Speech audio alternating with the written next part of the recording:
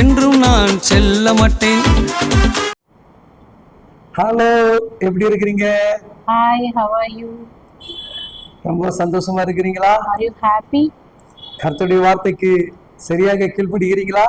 Or did you obey the words of God? இப்போ நிறைய பேர் நம்ம என்ன பண்ணோம், டூர் பிளான் பண்ணிட்டு இருப்போம்.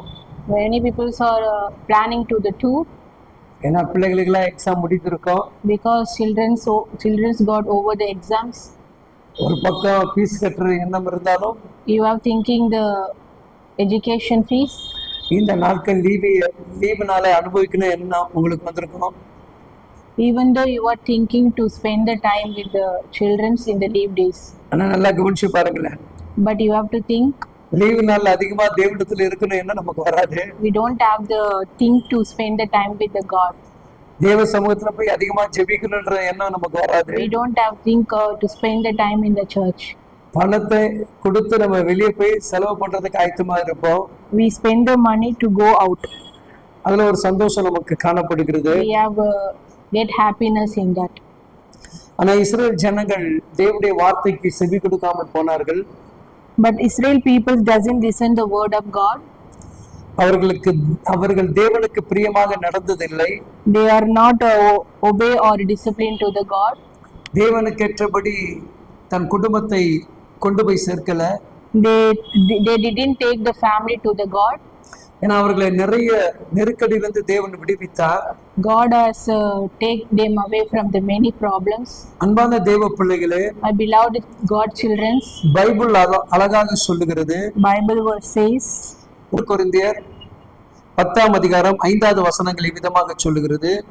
1 Corinthians 10 verses 5 says, அப்படியிருந்தும் அவர்களில் அதிகமான பேர்களுக்கு தேவன் பிரியமாய் இருந்ததில்லை. ஆதலால் வனாந்திரத்திலே அவர்கள் அழிக்கப்பட்டார்கள். Nevertheless, God was not pleased with most of them. Their bodies were scattered in the wilderness. அநேக தேவ பிள்ளைகள் இருக்கிறாங்க. Many God children are here. அநேக தேவன் மீது நம்பிக்கையாக இருக்கிறாங்க. Many promising peoples in God. ஆனா அவர்கள் நிறைய பேர் தேவனுக்கு பிரியமாக இல்லை. But many God children peoples are not lovable to the God. என் அன்பு தேவ பிள்ளைகளே, My beloved children in God, continue சபைக்கு போகிறவங்களும் இருக்கிறாங்க. many peoples are going to the church continuously. வாரம் தவறாமல் ஆராதனையில பங்கு பெறுகிறவங்களும் இருக்கிறாங்க. Many peoples are going to worship the God in all the Sundays. எல்லா ஜெபத்துக்குள்ளேயும் பங்கு பெறுகிறாங்க. Many peoples are going to all the kind of prayers. ஆனால் அவர்கள்ட்ட தேவ அன்பு இருக்கிறதா? But they having the love of the God. தேவன் மேல அவங்க ரொம்ப பிரியமா இருக்கிறாங்களா? They're having a love on God. அப்ப அவர் எதிர்பார்க்கிறார். God are waiting for that. இவர்கள் ஜெபிக்கிறார்கள். They are praying. இவர்கள் என்னை தேடுகிறார்கள். They are searching. இவர்கள் ஆலயத்துக்கு வருகிறார்கள். They are coming to the church. ஏதோ ஒரு கடமைக்கு வந்ததை போல் காணப்படுகிறேன் என்று அவர் நினைத்து பார்க்கிறார். They are thinking this is the work we are going to the church. சில நேரங்கள் நம்ம குடும்பத்தில் இருக்கக்கூடிய சில நபர்களை குறித்து நம்ம சொல்லுவோம். Sometimes we are telling about the members in the family. இவனுக்கு ஏதாவது ஒரு கவலை இருக்குதா பாரு. He have any problem? குடும்பத்தை குறித்து அவனுக்கு ஏதாவது வருத்தம் இருக்குதா He பாரு. have any problem about the family? இவன் நேசிக்கிறான், யாருக்கிட்டே அன்பு காட்டுறானா பாரு. He is showing the love to the persons who is love. வரா போகிறான். He is coming and going. ஆனா அவங்ககிட்ட உட்கார்ந்து பேச முடியலையே. But unable to talk with him.